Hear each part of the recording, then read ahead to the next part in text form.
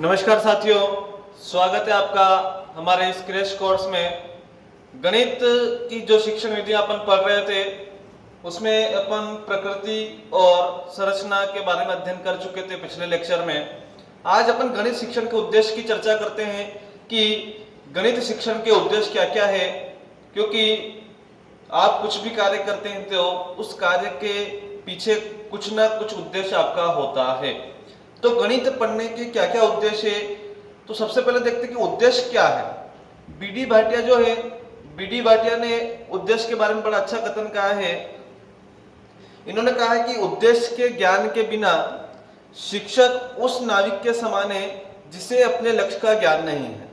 क्योंकि देखो, उद्देश्य यदि आपका निश्चित नहीं है, निर्धारित नहीं है, आपको उद्देश्य ही पता नहीं कि मैं काम कर रहा हूं तो इसके पीछे उद्देश्य क्या है, मेरा मकसद क्या है, तो आप क्या है, उस नाविक के समान हो जिसे अपने लक्ष्य का ज्ञान नहीं कि मुझे जाना कहाँ है। नाव चला रहा नाविक, लेकिन उसे ये पता नहीं कि मेरा जो मुकाम है वो कौन सा है, कहाँ मुझे जाके रुकना है।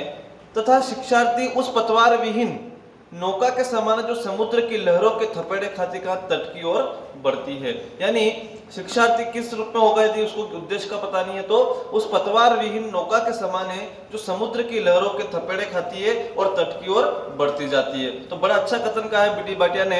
यानी किसी भी कार्य को करने से पहले उस कार्य के पीछे के उद्देश्य अपन को पता होना चाहिए, अपना मकसद अपन को पता होना चाहिए कि मैं ये कार्य कर रहा हूं तो क्यों कर रहा हूं, क्या उद्देश्य मेरा है और क्या इस कार्य के करने से मेरे उद्देश्य की प्राप्ति होगी या नहीं होगी, ये आपकी मेहनत पर निर्भर करता है। तो आपको पता हो जाना चाहिए आपके उद्देश्य क्या होते हैं। तो ये मैंने बताया कि उद्देश्य के बारे में आपको बीडी भाटिया का कथन। अब बात करते हैं गणित शिक्षण के उद्देश्यों की।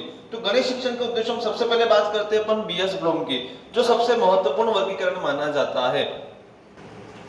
अब देखिए आप, बीएस ब्लूम के अनुसार जो उद्देश्य है, उन उद्देश्य के बारे में क्या कहा गया है।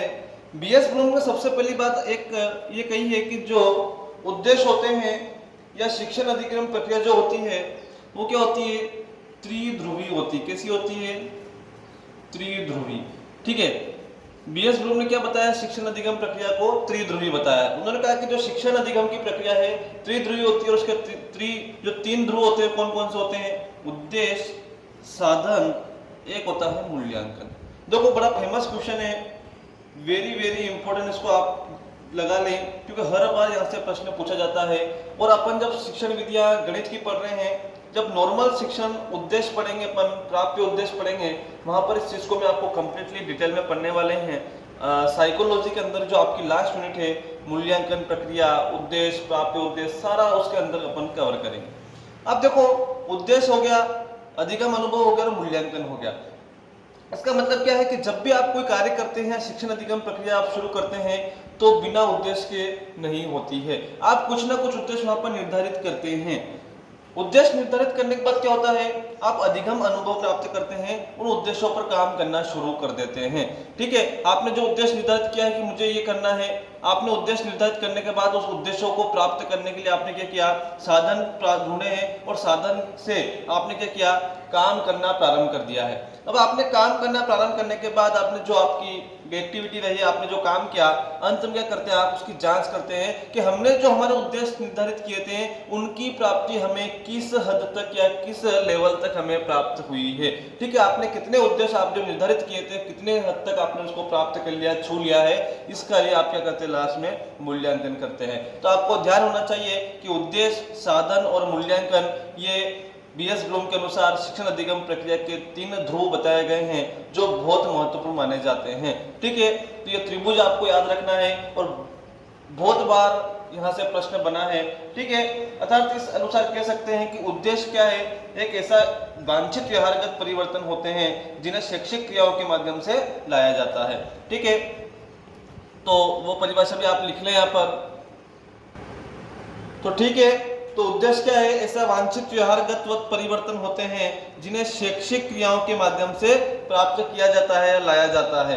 ठीक है, तो ये परिभाषा हो गई आपकी। ये कितने प्रकार के होते हैं जो शिक्षण के उद्देश्य होते हैं? होते हैं दो प्रकार के, एक होते हैं सामान्य शैक्षिक उद्देश्य, एक होते हैं विशिष्ट या प्राप्य उद्देश्य। वेरी वेरी इंपॉर्टेंट दोनों, यहाँ से बहुत बार प्रश्न बने हैं। ठीक है, तो अब समझेंगे अपन कि जो उद्देश्य होते हैं सामान्य और विशिष्ट उद्देश्य, इसमें अंतर क्या है और कौन कौन से प्रकरण इसके अंतर्गत समाहित है।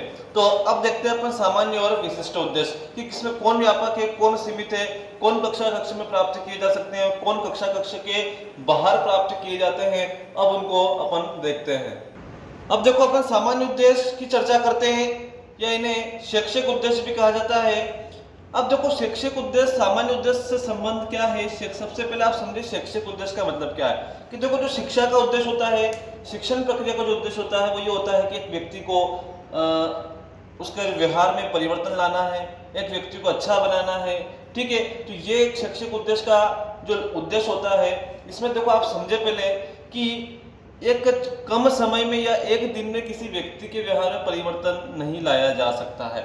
ठीक है, इसीलिए इसमें क्या होता है, कक्षा कक्ष से अप्रत्यक्ष रूप से संबंध इसका होता है। ये जो मैंने पॉइंट लिखे हैं, यहाँ से सीधे सीधे प्रश्न बन सकते हैं, तो आप इनको ध्यान से समझे कि देखो, जो शैक्षिक उद्देश्य सामान्य उद्देश्य होते हैं, इनका कक्षा कक्ष से संबंध तो होता है, लेकिन कैसा होता है, अप्रत्यक्ष रूप से होता है। ठीक है, अब तो ध्यान रखना, इसमें क्या होता है कि व्यक्ति के बाहर के व्यवहार का अध्ययन भी इसमें किया जाता है। अगली बात करेंगे, देखो ये एक अल्प समय में प्राप्त नहीं किए जा सकते। सामान्य उद्देश्य जो होते हैं ये एक दीर्घ अवधि के लिए होते हैं, इन्हें एक लंबे समय बाद इन्हें प्राप्त किया जा सकता है। इनका क्षेत्र कैसा होता है, व्यापक होता है। ठीक है, प्रकृति पूछी जाए तो कैसी होती है, सैद्धांतिक और दार्शनिक होती है। ठीक है, ये आपको चारों पॉइंट याद होने चाहिए, क्योंकि ये सामान्य उद्देश्य से रिलेटेड बहुत महत्वपूर्ण मैंने पॉइंट यहाँ पर लिखे हैं।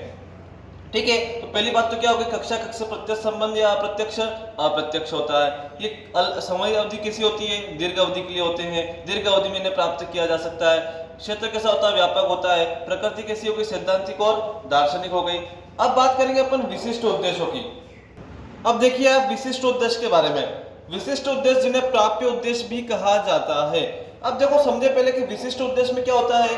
मैंने यहाँ पर 4 पॉइंट्स फिर से लिखे हैं। पहला लिखा, कक्षा कक्ष से प्रत्यक्ष संबंध होता है। ठीक है, अब क्या होता है, जो कक्षा शिक्षण होता है, कक्षा कक्ष में जो शिक्षण करवाया जाता है वो कौन सा, उसमें कौन से उद्देश्य नहीं होते हैं, विशिष्ट उद्देश्य या प्राप्य उद्देश्य उन्हें कहा जाता है। आपने देखा होगा, और देखो इनकी अवधि देखिए पहले आप, कैसी है, अल्प अवधि।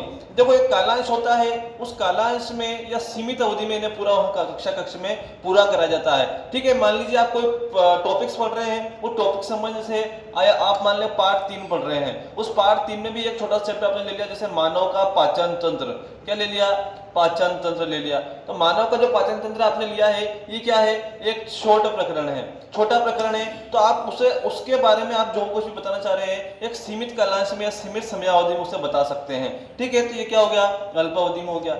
नेक्स्ट बात करेंगे, इनका क्षेत्र कैसा होता है, सीमित होता है। मैंने क्या कहा, एक छोटा सा क्षेत्र लिया जाता है उस पाठ का। ठीक है, और प्रकृति कैसी है, मनोवैज्ञानिक होती है। ठीक है, यानी कक्षा कक्षा में आप कुछ बच्चों को याद करवा रहे हैं, उन्हें एक विशिष्ट उद्देश्यों की प्राप्ति आप करवा रहे हैं, तो यानी प्रकृति कैसी, इसकी मनोवैज्ञानिक। तो आप दोनों में तुलनात्मक अध्ययन कर सकते हैं कि विशिष्ट उद्देश्य जो होते हैं, इनका क्या होता है, कक्षा कक्ष से प्रत्यक्ष संबंध, और सामान्य का अप्रत्यक्ष संबंध। वो होते हैं दीर्घ अवधि के लिए, ये होते हैं अल्प अवधि के लिए। उनका क्षेत्र सीमित, उनका व्यापक। प्रकृति इनकी मनोवैज्ञानिक, उनकी सैद्धांतिक और दार्शनिक। ठीक है, तो ये आपको उद्देश्यों के बारे में अच्छे से याद कर लेना है। ठीक है, यहाँ से एक ना एक प्रश्न बनने की संभावना हर बार रही है, बने हैं। ठीक है, बहुत महत्वपूर्ण ये उद्देश्य माने जाते हैं। ठीक है, अब आगे चर्चा करते हैं अपन। अब देखिए, प्राप्य उद्देश्य तथा व्यवहारगत परिवर्तन। अब देखो, गणित के जो प्राप्य उद्देश्य क्या है और उनसे क्या व्यवहारगत परिवर्तन एक व्यक्ति में होता है, आप उन्हें सीखिए, उन्हें देखिए। और बहुत महत्वपूर्ण प्रकरण है, आप इसे अच्छे से समझें, क्योंकि यहाँ से प्रश्न फाइनल है। शिक्षण विधियों में एक प्रश्न यहाँ से आपको गणित की में देखने को मिलेगा। अब पहला है, देखो प्राप्य उद्देश्य हो गया ज्ञानात्मक। कौन सा हो गया, ज्ञानात्मक। ज्ञानात्मक यदि प्राप्य उद्देश्य, तो इसके अंतर्गत एक क्या क्या व्यवहारगत परिवर्तन हो सकते हैं, उन्हें सीखे। देखो, गणित के संकेत, प्रतीक, चिन्ह तथा जो आकृतियां हैं, उनकी पहचान यदि व्यक्ति कर लेता है, तो कौन सा उसका उद्देश्य प्राप्त हो गया, ज्ञानात्मक। आपको ये चीज ध्यान होनी चाहिए कि गणित की शिक्षण विद्या पढ़े तो गणित से संबंधित, यदि गणित के संकेतों को समझ रहा है व्यक्ति, प्रतीकों को, चिन्हों को तथा आकृतियों की उनकी पहचान कर पा रहा है व्यक्ति, तो यानी उसमें ज्ञानात्मक उद्देश्य की प्राप्ति हो चुकी है। अगली बात करेंगे, सूत्रों, नियमों, सिद्धांतों को बता देना तथा परिभाषित यदि व्यक्ति कर रहा है, ठीक है, तो वहां पर भी कौन सा उद्देश्य प्राप्त हो रहा है? ज्ञानात्मक। ठीक है, ये सीधे सीधे प्रश्न बनते हैं कि एक व्यक्ति गणित के सूत्र, नियम, सिद्धांतों को बता रहा है, उनको परिभाषित कर रहा है, बताइए उसे कौन सा उद्देश्य की प्राप्ति हो रही है? तो कौन सी हो रही? ज्ञानात्मक उद्देश्य। अगली बात करेंगे गणित की जो संप्रत्यय है, ठीक है, गणित के संप्रत्ययों का प्रत्यय स्मरण करना, ये भी किस पक्ष से संबंधित है? ज्ञानात्मक पक्ष से संबंधित है। ठीक है, तो यहां से सीधे सीधे प्रश्न बनने की संभावना रहती है। ठीक है, तो आपका ये हो गया ज्ञानात्मक पक्ष की जो प्राप्य उद्देश्य ज्ञानात्मक है, इससे व्यक्ति में क्या क्या अपेक्षित व्यवहारगत परिवर्तन हो रहे हैं वो आपके सामने है। अब बात करेंगे अपन अवबोधात्मक की। अवबोधात्मक में क्या होता है समझे। ठीक है, एक होगा ज्ञानात्मक, एक होगा अवबोधात्मक। यानी एक व्यक्ति को क्या है, परिभाषित कर पा रहा है, पहचान कर पा रहा है, प्रत्यय स्मरण यदि कर पा रहा है, तो कौन सा था, कौन से उद्देश्य की प्राप्ति हो रही थी? ज्ञानात्मक। अवबोधात्मक मतलब क्या होता है कि देखो वो ज्ञान है, उस ज्ञान के अकॉर्डिंग या उस ज्ञान से वह विभिन्न गणितीय संप्रत्ययों में अंतर कर पा रहा है, उनके मध्य तुलना कर पा रहा है, उनके मध्य संबंध स्थापित कर पा रहा है, तो कौन से पक्ष की वृद्धि हुई है, कौन सा उद्देश्य की प्राप्ति हुई है? अवबोधात्मक पक्ष की। यदि वह सही उदाहरण दे रहा है, मैंने आपसे पूछा कि सम संख्या है, सही सम संख्या की जगह वो विषम संख्या बता रहा है, तो उसमें अवबोधात्मक पक्ष की कमी है। सीधे प्रश्न ये भी बन सकते हैं कि एक बालक से सम संख्या के बारे में पूछे जाने पर वो विषम संख्या के बारे में बता रहा है, इसका मतलब क्या है? उसमें अवबोध नहीं हो पाया है, अवबोधात्मक पक्ष की क्या है? कमी है। ठीक है, तो ध्यान रखना, सही उदाहरण देना, व्याख्या करना, अनुमान लगाना, त्रुटि का पता लगाना यानी गणना करना, ये सारे कौन से पक्ष से संबंधित है? अवबोधात्मक पक्ष से संबंधित है। आपको ध्यान होना चाहिए कि विभिन्न गणितीय संप्रत्ययों में अंतर कर लेता है बालक, तुलना कर लेता है, संबंध स्थापित कर लेता है, सही उदाहरण दे देता है, व्याख्या कर देता है, अनुमान लगा लेता है, त्रुटियों का पता लगा लेता है, तो उसमें अवबोधात्मक पक्ष की प्राप्ति हो चुकी है। ठीक है, तो ये बात थी अपने कौन सी? अवबोधात्मक पक्ष की। अब बात करते हैं अपन नंबर 3 ज्ञानोपयोग पक्ष की। अब देखो ज्ञानोपयोग में क्या होगा। ज्ञानोपयोग यानी ज्ञान का उपयोग, जो ज्ञान उसने ग्रहण किया था उसका उपयोग अब वह कर रहा है। अब देखो यदि बालक समस्या समाधान है, समस्या कोई आ गई है, तो समस्या समाधान के लिए सर्वोत्तम विधि का चयन कर रहा है। मान लीजिए आपके पास 2-3 विधि है और सबसे शॉर्टकट और सबसे अच्छी विधि का आप चयन कर पा रहे हैं, तो इसमें कौन सा उद्देश्य की प्राप्ति हो गई है बालक में? ज्ञानोपयोग। ठीक है, वह ज्ञान का उपयोग कर पा रहा है, यानी समस्या समाधान के सर्वोत्तम विधि का चयन। अगली बात करेंगे त्रुटि में सुधार। त्रुटि में यदि व्यक्ति सुधार कर पा रहा है, बालक सुधार कर पा रहा है, तो ज्ञानोपयोग पक्ष की प्राप्ति उसमें हो चुकी है। त्रुटि का पता लगाना है, तो वो कौन सा पक्ष था? अवबोधात्मक। ठीक है, नेक्स्ट बात करेंगे कि जो समस्या समाधान के लिए अनेक विकल्प आपके सामने होंगे, तो यदि अनेक विकल्प आप प्रस्तुत कर पा रहे कि ये विकल्प भी हो सकता है, ये भी विकल्प हो सकता है, तो उसमें कौन से पक्ष की प्राप्ति हो गई है? उद्देश्य की प्राप्ति हो गई, ज्ञानोपयोग उद्देश्य की प्राप्ति उसमें हो चुकी है। अगली बात करेंगे ज्ञान का व्यावहारिक परिस्थितियों में प्रयोग। ठीक है, यहाँ पर लिखा मैंने कि उसको ज्ञान है, उस ज्ञान का यदि बालक अपने व्यवहारिक परिस्थिति में यदि प्रयोग कर रहा है, तो कौन सा उद्देश्य उसे प्राप्त हो चुका है? ज्ञानोपयोग उद्देश्य की प्राप्ति वह कर चुका है। यानी ये व्यवहारगत परिवर्तन यदि आपको दिखते हैं बालक में, तो उसे कौन से उद्देश्य की प्राप्ति कर चुका है वो बालक? ज्ञानोपयोग पक्ष की। ठीक है, तो 3 अपने हो चुके हैं, पहचान करना, परिभाषित करना, ठीक है, प्रत्यय स्मरण करना, ये कौन सा पक्ष था? ज्ञानात्मक पक्ष था। अवबोधात्मक में क्या क्या था? सही उदाहरण दे रहा है, अंतर कर पा रहा है, तुलना कर पा रहे हैं आप यदि, ठीक है, संबंध स्थापित कर पा रहे हैं, अनुमान लगा पा रहे हैं, त्रुटि का पता लगा पा रहे हैं, तो कौन सा है आपका? अवबोधात्मक पक्ष। और त्रुटि का जो पता लगा था उस त्रुटि में सुधार आप कर रहे हैं, विभिन्न विकल्प आप प्रस्तुत कर रहे हैं समस्या समाधान के लिए, समस्या समाधान की सबसे अच्छी विधि का आप चयन कर पा रहे हैं, और वो ज्ञान जो आपको प्राप्त हुआ है उस ज्ञान के आप व्यावहारिक अपने दैनिक जीवन में आप उपयोग में ला रहे हैं, तो ज्ञानोपयोग उद्देश्य की प्राप्ति आप प्राप्त कर चुके हैं, आपको हो चुकी है। अब बात करते हैं अपन कौशलात्मक पक्ष की। देखो कौशलात्मक पक्ष के बारे में, कौशलात्मक यानी कौशल विकसित यदि बालक में हो गया है, तो क्या क्या व्यवहारगत परिवर्तन आपको देखने के मिलेंगे। देखो चित्रों, चार्ट या मॉडल को बना लेना। ठीक है, यदि बालक गणितीय जो चित्र हैं, उन गणितीय चार्ट जो है, गणितीय मॉडल है, यदि उनको बना पा रहा है, बना लेता है, तो उसमें कौशलात्मक उद्देश्य की प्राप्ति हो चुकी है। नेक्स्ट बात करेंगे गणनाओं को शीघ्रता, सरलता व शुद्धता से कर लेना। ठीक है, देखो इससे मुझे एक चीज याद आई है कि जो गणित है क्या है? गणनाओं का शुद्ध विज्ञान है। क्या है? गणनाओं का शुद्ध विज्ञान है, क्योंकि इसमें देखो कभी भी गलतियां नहीं होती है। इसका आंसर मान लिया आप 4, 2 + 2 4 है, तो आप कुछ भी कर लो 4 ही होगा, आप इसे परिवर्तन नहीं कर सकते। यानी कैसा विज्ञान है? शुद्ध विज्ञान है।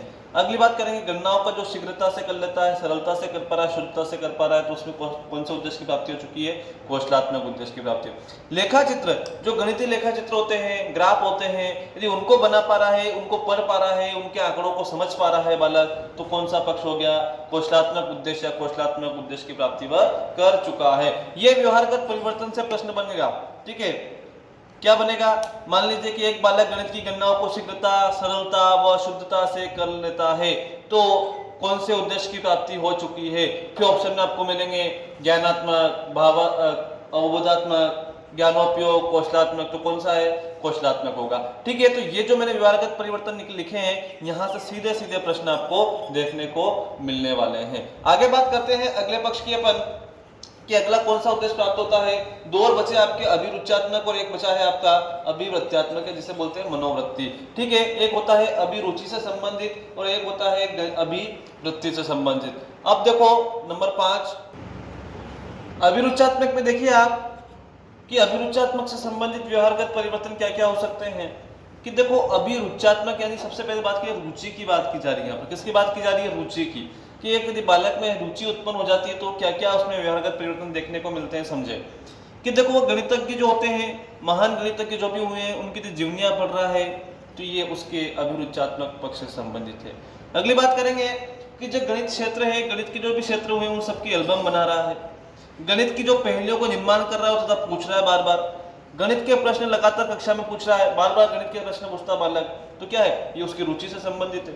गणित के अध्यापक से उसके मधुर संबंध है, तो क्यों है? क्योंकि वह गणित में रुचि रखता है, इसलिए बालक जिस विषय में रुचि रखेगा तो उसके अध्यापक से उसके संबंध कैसे हो जाएंगे? मधुर बन जाएंगे। तो ये सारी जो व्यवहारगत परिवर्तन है किससे संबंधित है? अभिरुच्यात्मक उद्देश्य से संबंधित माने जाते हैं। तो आपको देखो यहाँ से भी सीधे प्रश्न बन सकते हैं कि एक बालक गणित के महान गणितज्ञों की जीवनी पढ़ रहा है, तो बालक ने कौन से उद्देश्य की प्राप्ति किया है, कौन से उद्देश्य से संबंधित है? तो कौन से हैं? अभिरुच्यात्मक पक्ष से संबंधित है। तो ये आपको ऐसे सीधे सीधे प्रश्न देखने को मिल सकते हैं। लास्ट बचा है अपना अभिवृत्त्यात्मक। अभिवृत्त्यात्मक मनोवृत्ति यानी आपका दृष्टिकोण कैसा है। वृत्ति का मतलब भी होता है अभिवृत्ति, या जिसे कह सकते हैं चित्तवृत्ति, मनोवृत्ति जिसे अपन कहते हैं। अभिवृत्ति का मतलब होता है दृष्टिकोण। ठीक है, तो अब दृष्टिकोण संबंधित क्या क्या हो सकते हैं उन्हें देखिए लास्ट ये जो है अपना अभिवृत्त्यात्मक मतलब क्या होता है? इसको और भी नाम जैसे चित्तवृत्ति भी कह सकते हैं, इसको चित्तवृत्ति या इसे मनोवृत्ति भी अपन कह सकते हैं। ठीक है, इसका अर्थ होता है आपका दृष्टिकोण, कि आपका दृष्टिकोण कैसा है, आप क्या सोच रखते हैं। देखो यदि एक बालक व्यवहारगत परिवर्तन को देखें, आपकी एक बालक गणित को सरल विषय मान रहा है, तो कौन सा पक्ष है उसका, कौन सा उद्देश्य प्राप्त कर चुका है? वो अभिवृत्त्यात्मक पक्ष। अगली बात है कि गणित विषय के प्रति यदि बालक सकारात्मक दृष्टिकोण, बहुत सारे क्या करते हैं नेगेटिव दृष्टिकोण, नकारात्मक दृष्टिकोण रखते हैं, पहले से कहते हैं हाँ गणित तो बहुत कठिन विषय है, इसे नहीं पढ़ा जा सकता। ठीक है, लेकिन जो सकारात्मक दृष्टिकोण रख रहा है, तो उसमें कौन से पक्ष की प्राप्ति है, कौन से उद्देश्य की प्राप्ति हो गई है? कौन से उद्देश्य की प्राप्ति हो गई है? अभिवृत्त्यात्मक। ठीक है, अगली बात करेंगे कि असफलताओं से विचलित नहीं हो रहा है। यदि गणित को हल कर रहा है और वहां पर कोई असफलता मिल भी गई, उसको फेल भी हो गया एक आध बार, तो भी वो विचलित नहीं होकर उस गणित के विषय के प्रति वो कटिबद्ध है, उसको पढ़ना जारी रख रहा है, तो वो उसकी अभिवृत्त्यात्मक या चित्तवृत्ति या मनोवृत्ति से संबंधित माना जाता है। तो ये आपका प्राप्य उद्देश्य और व्यवहारगत परिवर्तन आपका कंप्लीट हुआ। ये गणित शिक्षण के उद्देश्य थे जो आपको अच्छे से याद होने चाहिए। अब बात करेंगे अपन गणित शिक्षण की विधियों की। अगले वीडियो में अपन देखने वाले हैं गणित शिक्षण की विधियां, जो महत्वपूर्ण विधियां हैं अपन गणित शिक्षण की यहाँ पढ़ेंगे। बाकी जो विधियां हैं अपन जो कॉमन टीचिंग मेथड्स जो अपन ने पढ़े हैं वहां पर आपको देखने के मिलेंगे। वहां पर अपन गणित शिक्षण, विज्ञान शिक्षण, हिंदी शिक्षण विधियां से संबंधित जो कॉमन टॉपिक्स हैं, कॉमन विधियां हैं, जो सब जगह एक जैसी होती है, विधियों में कभी भी परिवर्तन नहीं होता है। ठीक है, तो उनको अपन एक साथ पढ़ेंगे तथा जो विषय से संबंधित अलग अलग विधियां हैं उनको अपन अलग अलग पढ़ने वाले हैं। ठीक है, मिलते हैं अगली क्लास में। धन्यवाद।